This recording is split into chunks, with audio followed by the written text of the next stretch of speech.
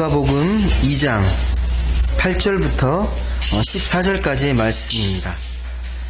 누가복음 2장 8절에서 14절 말씀을 같이 보도록 하겠습니다. 여기 말씀 한 절씩 교독해 읽도록 하겠습니다. 제가 먼저 8절 말씀을 읽겠습니다. 그 지역의 목자들이 밤에 밖에서 자기 양떼를 지키더니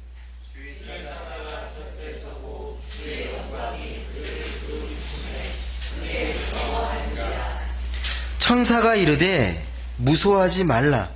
보라, 내가 온 백성에게 미칠 큰 기쁨의 좋은 소식을 너희에게 전하노라.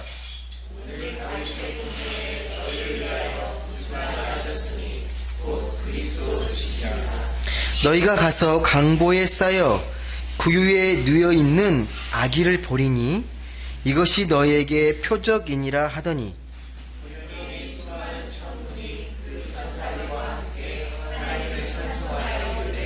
14절 같이 읽겠습니다. 지극히 높은 곳에서는 하나님께 영광이요, 땅에서는 하나님이 기뻐하시는 사람들 중에 평화로다 하니라. 아멘. 네, 오늘은 성탄절인데요. 인사하고 시작을 하기 전으로인데 우리 앞뒤 좌우 성도님 보시면서 메리 크리스마스 우리 인사 나누시죠.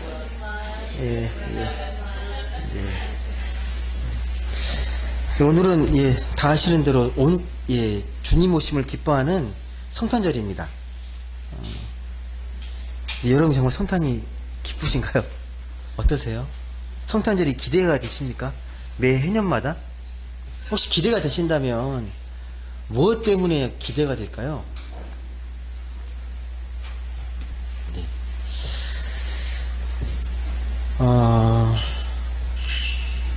주님이 지금 이 시대에 다시 오신다면 어떻게 오실 것 같습니까, 여러분은? 어떻게 올까요? 화려하고 이렇게 좀 뭔가 이렇게 현란하게 오실 것 같습니까? 지금 조용히 오실 것 같습니까? 2000년 전에 예수님께서 우리에게 오신 걸 보면 아무도 모르게 오셨습니다. 드러나게 오신 게 아닙니다. 아마도 다시 오신다 그러셔도요, 우리 곁에 조용히 다가오실 것 같아요. 조용하게. 오시는지 안 오셨는지 알지도 못할 정도로 되게 조용히 오실 것 같습니다. 영적으로 민감해야 주님이 오신지를 알 수 있지 않을까, 그런 생각을 해봅니다. 여러분, 주님이 이 땅에 오실 때 어떻게 오셨습니까? 한번 우리가 잘 아는 건데요. 주님이 어떻게 오셨습니까? 어떤 모습으로? 어떻게 오셨죠? 사람의 모습으로 오셨는데, 사람 중에도 어떤 사람으로요? 아기로 오셨죠. 아기 예수의 모습으로요. 아기 예수로. 근데 이 땅에 예수님께서 오신 목적이 무엇입니까, 그러면? 아기 예수로 우리에게 이 땅에 오신 목적? 뭐 때문에 오신 거죠? 우리를 구원하시기 위해서. 구원하셔서 우리에게 뭘 하시려고요? 이 땅 온누리에 뭘 주시려고요? 우리가 마지막에 읽었던 것처럼 평화입니다. 이걸 잊지 마셔야 돼요. 예수님이 이 땅에 오신 목적은 우리를 구원하시고 우리에게 평화를 주시려고, 평화를 주시기 위해서 이 땅에 오셨습니다. 그래서 우리가 주님의 성탄절을 생각할 때 제일 먼저 기억하셔야 될 게요, 평화입니다. 주님이 이 땅에 오셨는데 정말 이 땅 가운데 또 내 마음 가운데 평화가 임하고 있는지, 평화를 꼭 기억하셔야 합니다. 평화의 왕으로 오셨습니다. 다른 걸로 오신 게 아니라 평화의 왕으로 오신 분이 우리 아기 예수님이십니다. 근데 그 옛날 예수님의 첫 성탄절, 그러니까 예수님이 처음 이 땅에 오셨을 때 그 상황을 보면요, 머리 둘 곳이 없었습니다. 되게 초라한 곳에, 가장 낮은 곳에 오셨습니다. 하나님의 아들이시고 하늘 보좌를 버리시고 이 땅에 오셨는데 가장 높은 곳에, 가장 화려한 곳에, 가장 좋은 곳에 오신 게 아니라 사람으로 오셨는데 그 사람의 모습도 어디에서? 말 구유에 오셨습니다. 여러분, 말구유에 사람이 태어난다는 건 정말 동물보다 더 못하게 태어난 거지 않겠습니까? 아무튼 그렇게 오셨습니다. 근데 아마 지금 다시 태어나도요, 아마 그렇게 오실지 몰라요. 예.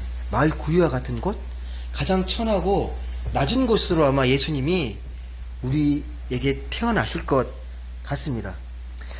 지금 2000년과 지금을 비교해 보면 상상할 수 없을 정도로 문명이 어마어마하게 발달했습니다. 뭐 통신은 정말 상상할 수 없을 정도로 무지 발달했고요. 물질과의 문명이 엄청 풍요로워지고 윤택해졌습니다. 옛날에 시골 가면 밤만 되면 깜깜해지잖아요. 금방 깜깜해지는데 지금은 도시의 야경이 엄청 볼만하죠. 도시 밤 야경 보러 막 구경 다니는 사람도 있잖아요. 불빛이, 이 조명이랑 네온 사인이 워낙 화려하니까 밤에 멀리서 이 한강 다리 건너면 엄청 화려합니다. 와, 이 많은 전기를 이렇게 막 쓰고 있다니. 저는 그런 생각이 자꾸 드는데, 근데 그 모습을 예수님께서 보신다면 우리와 똑같은 모습으로 감탄하실까요? 2000년 전 다시 오셔서 이 시대의 모습을 보면서 이 화려하고 이 문명이 발달한 이 도시를 보면서 예수님께서 막 기뻐하실 것 같습니까? 어떨 것 같아요? 한숨 쉬고 한탄할 것 같은 생각이 자꾸 드는 거예요. 도시의 모습은 되게 화려하고 되게 멋져 보이지만 그 안에서 살아가는 많은 사람들의 그 한숨 소리, 탄식 소리가 더 잘 들리실 것 같아요. 여전히 우리는 뭐 배고픔을 겪지 않는 시대에 살고 있는 것 같지만 여전히 추위와 배고픔에 시달리는 많은 사람들이 있고요. 정신없이 살고 있지만 그런 삶의 기쁨? 오늘 이야기했던 것처럼 이 삶의 평화를 누리지 못하고 그렇게 하루하루 무의미하게 사는 사람들이 의외로 많습니다. 정말 많습니다. 그냥 살기 위해 사는 겁니다. 그냥 살아야 되기 때문에 살아가야 하는 사람들이 너무도 많습니다. 그리고 여전히 성탄을 우리가 맞이하지만 한쪽에서는 눈물 흘리는 사람들도 있습니다. 병원에서, 뭐 장례식장에서, 또 삶의 현장 곳곳에서 소외된 곳, 보이지 않는 그늘진 곳에서 눈물을 흘리면서 오늘 하루를 그렇게 보내는 사람도 분명히 있습니다. 아마 예수님은 모든 사람들의 그 눈에 눈물이 마르고 그들의 환한 미소를 볼 때, 이 땅에 정말 평화가 왔구나, 그렇게 생각하실 겁니다. 다시 말씀드리지만요, 예수님께서 이 땅에 오신 목적은요, 이 땅에 온 누리의 평화가 임하기를 원하시면서 오셨습니다. 우리도 평화로워야 되지만 온 누리가, 하나님 주신 이 온 우주 만물이 평화롭기를 원하시면서 그렇게 아기 예수의 모습으로 이 땅에 오셨습니다. 그러니까 참 안식이 없고 기쁨이 없고 즐거움이 없고 행복을 잃어버린 모든 자들에게 다시 한번 삶의 의미를 찾기를, 삶의 가치를 깨닫기를, 주님 안에서 참 행복을 누리시기를 원하시면서 이 땅에 아기 예수의 모습으로 태어나셨습니다. 오늘 말씀을 보면요, 목자들이 나옵니다. 목동인데요, 이 목동들은 이 베들레헴 근처에서 양을 치던 목자들입니다. 근데 이들은 당시 목동은 신분이 매우 낮은 사람들이었거든요. 근데 오늘 말씀에 이 목동만큼 축복받은 사람이 없습니다. 예수님이 오신 소식을요, 천사들이 노랫소리로 제일 먼저 들었던 사람들입니다. 그리고 말씀에 기록이 되어 있습니다. 비록 무명이지만 그들의 증언과 그들의 그 예수님이 태어나심에 대한 그 예언의 소리를 처음 들었던 사람들이에요. 이것만큼 축복받은 사람이 어디 있습니까? 예수님 태어나셨다는 소리를 처음으로 듣고 목격했던 사람들입니다. 그리고 가서 경배하잖아요. 14절에 보면 그렇게 기록이 됩니다. 그들의 고백, 수많은 천군이 그 천사들과 함께 하나님을 찬송하여 이르되 지극히 높은 곳에서는 하나님께 영광이요, 땅에서는 하나님이 기뻐하시는 사람들 중에 평화로다. 여러분, 근데요, 왜 목동에게 처음 이 소식을 전하셨을까? 예수님의 이 탄생의 소식. 수많은 사람들 중에 이렇게 반대로 생각해서 신분이 높은 고위 귀족들이나 왕이나 제사장들에게 나타났다라면 더 예수님을 믿기 더 좋지 않았을까요? 여러분 어떻게 생각하십니까? 왜 굳이 목동에게 신무도 천하고 별로 영향력 없는 사람에게 예수님이 탄생 소식을 전했을까요?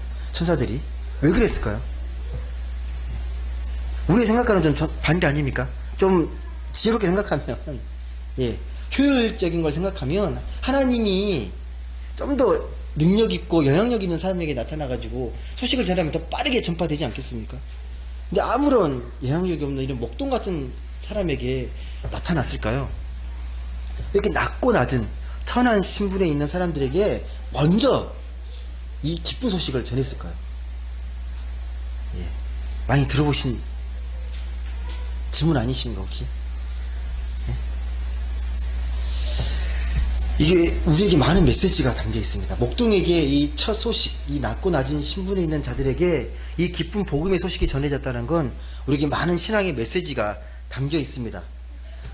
무엇보다도 이 복된 소식이요, 가장 낮고 낮은 곳에 임하셨다라는, 가장 낮은 곳에, 가장 희망이 없는 자에게, 가장 낮은 자에게 가장 이 기쁜 복음의 소식이 전해집니다. 이 구원자 메시아는 근데요, 이 땅에 오셨는데 완전한 모습으로, 이렇게 슈퍼맨의 모습으로 영웅으로 나타난 게 아니라 아기의 모습으로 오셨거든요. 이게 되게 역설적이잖아요, 어떻게 보면요. 온 인류를 구원해야 되는데 가장 약하고, 어떻게 보면 오히려 돌봄을 받아야 돼, 배려를 받아야 할 모습으로 오신 거예요. 가장 연약하고 완전 불완전한 모습, 미완성된 모습으로 오셨다는 겁니다. 이것도 우리에게 많은 메시지가 담겨 있겠죠. 예수님은 그런 모습으로 우리에게 오신다는 겁니다. 우리가 생각하는 것처럼 완벽한 능력을 갖고, 완전한 능력을 가지고 슈퍼맨과 같은 모습으로 오시는 게 아니라 가장 낮은 아기와 같이 쉽게 금방 건들면 깨질 것 같은 모습으로 이렇게 오신다는 거예요. 아기 예수의 모습으로 오신다는 사실입니다. 한마디로 돌봄과 배려가 아니면 절대 살 수 없는 존재로 오셨다는 게 아기 예수의 특징입니다. 여러분, 그런 사람들, 그런 아기 같은 존재들을 통해서요, 평화가 임하고요, 생명이 임합니다. 여러분, 한 번쯤 좀 나보다 약한 사람들 있죠. 또 아이들, 연약한 자들을 돌보고 배려할 때 어떤 마음이 드십니까? 나보다 약하고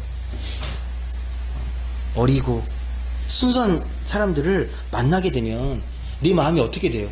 네 마음이 어떻습니까? 마음이 좀 이렇게 부드러워지지 않습니까? 말도 거칠게 못하잖아요. 되게 말도 순화되고 되게 좀 이렇게 부드러워지고 말랑말랑해집니다. 마음이요. 근데 마음이 이제 열린다는 거죠. 그러니까 다 때가 묻을 대로 묻은 사람들과 얘기할 때는 되게 경계하게 되고 되게 계산하게 되고 이 말의 의도를 자꾸 찾게 되는데, 아이들을 대할 때는요 그렇게 대하지 않습니다. 온 마음을 오픈해가지고 정말 순수하게 대합니다. 그러면서 생명이 임하는 거예요. 평화가 임하는 겁니다. 생명이 임하는 거예요. 근데 우리의 마음이 자꾸만 이런 마음이 아니라 세상 욕심에 너무 눈이 멀다 보니까 자꾸만 이런 마음을 잃어버려요. 자꾸 마음이 이 지옥처럼 바뀌어갑니다.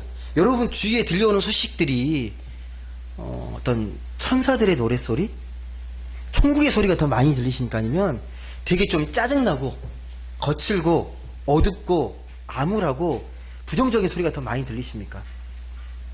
내 주변에 들리는 소리가요, 나를 기쁘게 하는 소리들입니까? 아니면 되게 마음을 이렇게 긴장시키고 괴롭게 만들고 그런 소리가 더 많이 들리십니까? 이 목동이 들었던 이 천사의 노랫소리를 여러분은 얼마나 많이 듣고 계십니까? 여러분, 내가 사는 주변이 더 밝아지고 이 평화로워지려면요, 네 주변의 이웃의 소리가 어떤 소리인지를 잘 들어보셔야 돼요. 어떤 소리가 많이 들리는지, 한탄의 소식인지 탄식의 소리인지 기쁨의 소식인지를 잘 들어보셔야 합니다. 예수님은 그런 소리에 관심이 많으셨어요.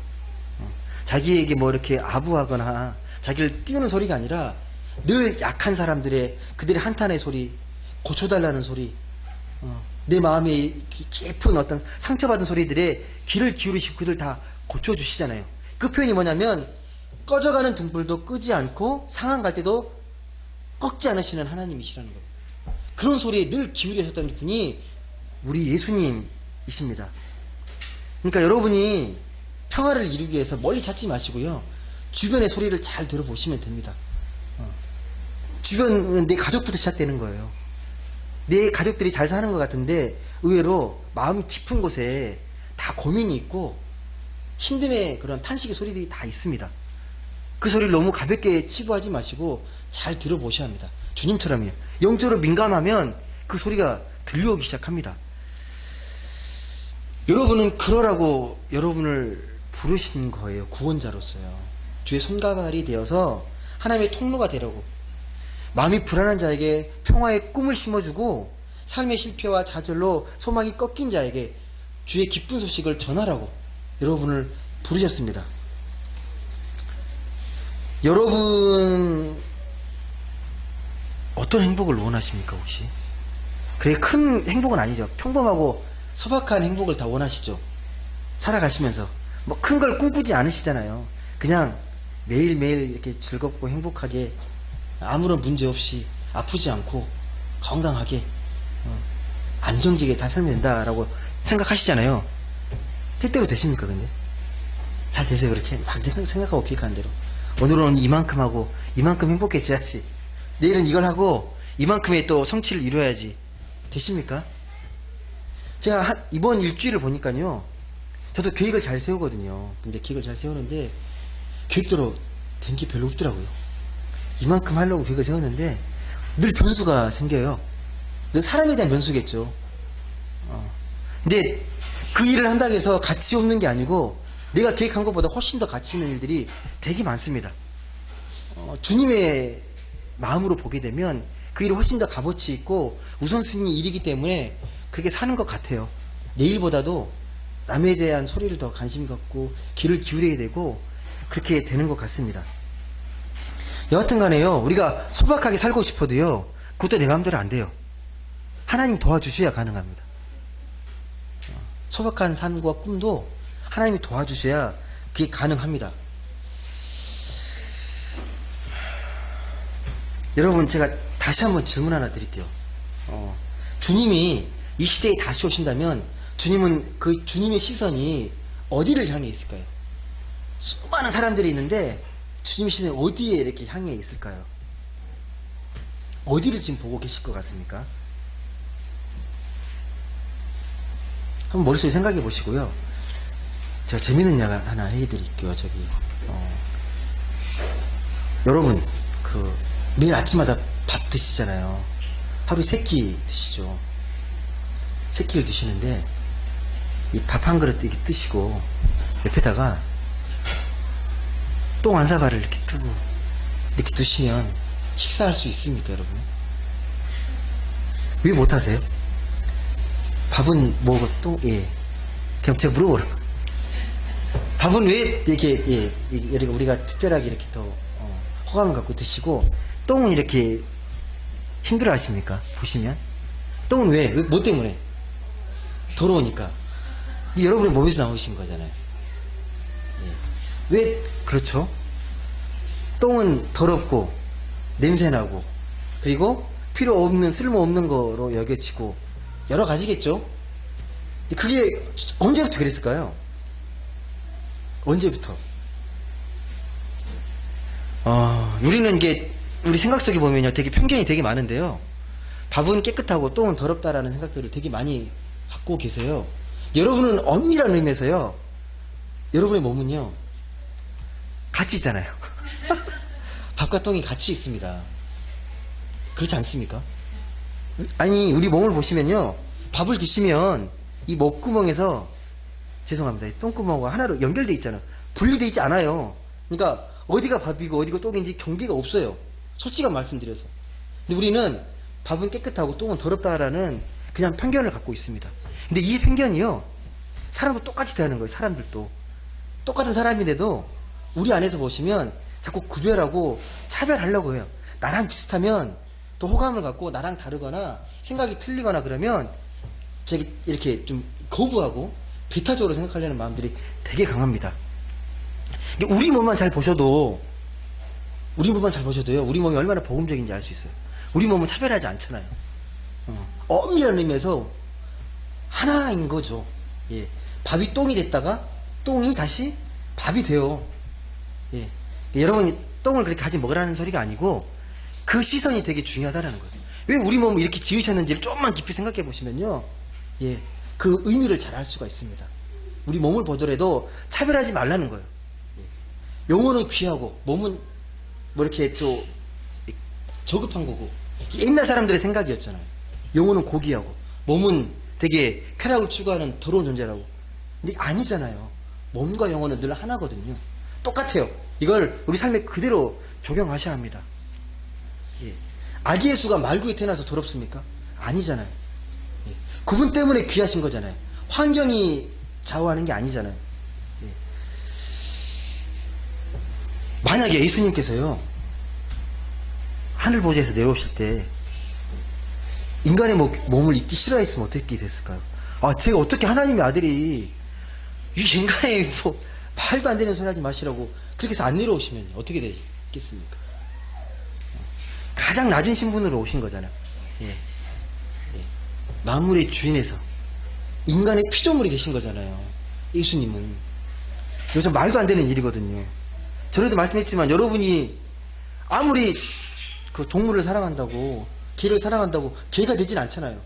아끼고 사랑하지만 개가 되고 싶진 않잖아요.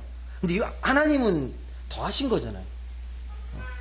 저번 주에 말씀했던 것처럼 하나님은, 예수님께서 이 땅에 오셔가지고 유대인이나 이방인이나 헬라인이나 문명인이나 다 하나로 품으셔가지고 똑같이 하나님께 영광을 돌리셨잖아요. 누구는 차별해서 유대인만 이렇게 영광 돌리고 그렇게 하지 않으셨거든요. 예수님 그렇게 오셨습니다. 차별하지 말라고. 하나님 그래서 내가 좋아하는 사람만 위로하고 사랑하는 게 아니라 나랑 다르게 보이는 사람들도 똑같이 품고 사랑하라고 말씀하십니다. 그게 품으시라고. 그게 하나님의 뜻이라고. 하나님의 뜻은요, 뭐 거대한 뭐 이념이나 사상이나 그런 체계가 아니라 네 옆에 있는 사람이 목말라 할 때 물 한 그릇 떠주고 배고파 할 때 라면이라 하나 끓여주는 사람에게 하나님의 사랑이 임하고 주님의 모습으로 우리에게 다가오십니다. 그 모습으로 2000년 전 그걸 기대하시면서 아기 예수가 이 땅에 태어나셨습니다. 말씀을 맺겠습니다. 2019년 성탄절을 지금 우리가 보내고 있는데 세상을 보면 여전히 희망이 없어 보여요. 희망의 불빛이 자꾸 가물거리고 평화의 불꽃이 되게 위태로워 보입니다. 우리를 개인을 보다 그렇고 나라를 봐도 그렇습니다. 하지만 오늘도 주님은 여전히 우리에게 희망의 불꽃으로 평화의 왕으로 우리에게 다시 오십니다. 그런 믿음으로 우리가 성탄을 기쁘게 맞이했으면 좋겠습니다. 부디 여기 계신 모든 분들은 사랑의 왕, 평화의 왕으로 오신 주님과 함께 삶의 빛으로, 사랑의 빛으로 이 세상 구석구석을 두루두루 환히 비치는 이 시대의 진정한 평화의 등불, 사랑의 등불이 되시기를 간절히 소망합니다. 기도하겠습니다.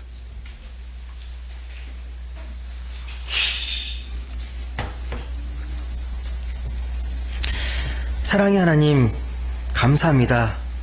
우리에게 아기 예수를 보내주시고 우리를 구원하시고 우리에게 평화를 주시니 감사합니다.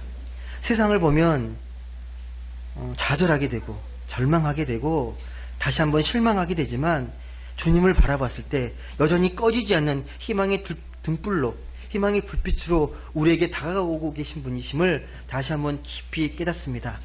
그 주님의 사랑을 우리가 깊이 깨닫고 우리도 주님을 본받아 세상의 등불이 되고 세상에 평화의 빛이 될 수 있도록 주님 역사하여 주옵소서.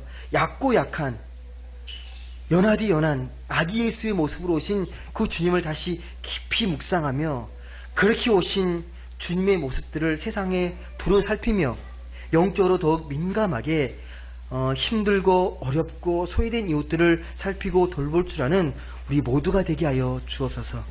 감사드리며 사랑이 많으신 예수님의 이름으로 기도드립니다. 아멘.